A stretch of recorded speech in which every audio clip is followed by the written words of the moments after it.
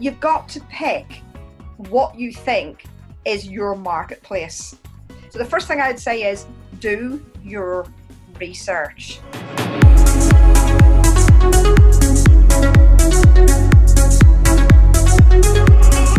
How can we go to finding our first property or first properties to agree to this rent-to-rent model? What sort of ideas can you shed here?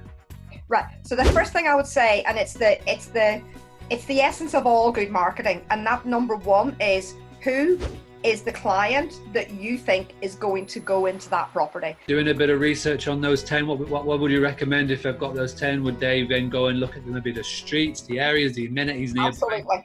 Yep. Yeah. So the next thing I would do when I'm looking at those properties, I'm then looking at, you're taking cues from what you're seeing. If you go in to see an agent, so you go in with a sample of maybe one or two properties that are of specific interest to you. Make sure that you are relationship building with the agent. So don't expect the agent to give you a deal the first time you meet, because most agents, including when I was an agent, will see somebody once and that person will never be seen again.